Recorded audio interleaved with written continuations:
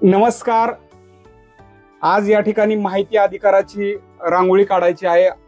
बऱ्याच जणांना रांगोळी काढण्याची इच्छा आहे. रांगोळी कॅलिग्राफी करण्यासाठी टूल्ससाठी बरेच जण विचारणा करतात. प्रत्येकाच्या कमेंटला रिप्लाय देणं होत नाही. तुम्हाला या ठिकाणी मी दाखवतो. हे माझ्याकडं टूल्स आहेत. हे प्लॅस्टिकचे आहेत. 4 टूल्स आहेत. अर्धा इंच, हे 1 इंच, 1.5 इंच आणि 2 इंच. त्यासोबतच आणखी दुसरे 4 टूल यूज करतो मी. ते मेटल मध्ये आहेत. हे 2 इंची आहे, हे 1.5 इंची, हे 1 इंची आणि अर्धा इंच. दोन्हीची किंमत वेगवेगळी आहे, मात्र दोन्ही टूल्स उपयोगी आहेत आणि मजबूत आहेत, टिकाऊ आहेत. आज आपण प्लॅस्टिकचे जे टूल आहे त्यांनी रांगोळी काढणार आहोत. आता बऱ्याच जणांना प्रश्न असा आहे की रांगोळी काढताना टूल कसं पकडायचं, कशा पद्धतीने त्याने लिहायचं. बरेच जण लिहिताना हे अशा पद्धतीने टूल पकडतात पहा, मग त्याने देवनागरीचे स्ट्रोक निघत नाही. टूल तसं न पकडता त्याच्यामध्ये गमेलीमधून म्हणजे आपलं ज्याच्यामध्ये तुम्ही रांगोळी भरली आहे ती रांगोळी अशी घ्यायची आहे आणि हे जे 3 बोट आहेत हे टूलच्या खालून लावा. हे बोट इथं ठेवा ना, अंगठा पुढच्या बाजूला ठेवायचा आहे. असं हे अशा पद्धतीने टूल पकडायचे आणि लिहिताना पहा. आता मी इथं लिहितो आहे, हे या पद्धतीने रांगोळी पडते का पाहायचं आहे.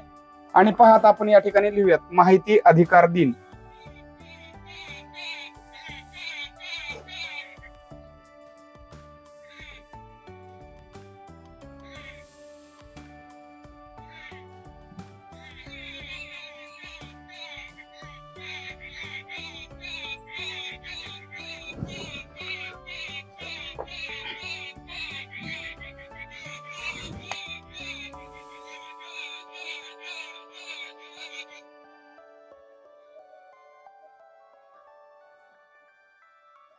आपल्याला पाहिजे त्या पद्धतीने, पाहिजे त्या फॉन्ट मध्ये. आता हे 1 इंच टूलने मी लिहितोय पहा, तरी किती मोठं तुम्हाला दिसतंय या ठिकाणी.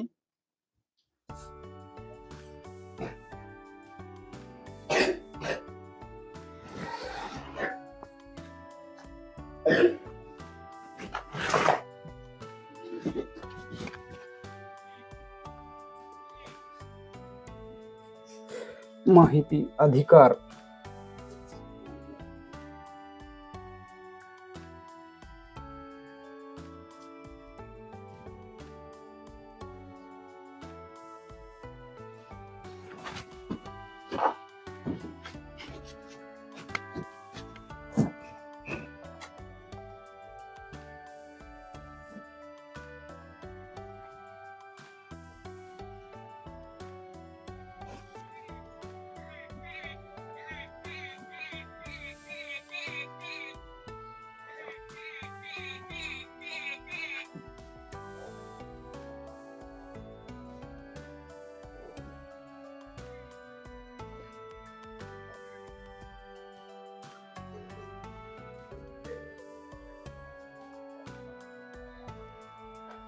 अशा पद्धतीने हे प्लॅस्टिक टूल्सने सुद्धा बघा, अक्षर किती सुंदर येत आहे.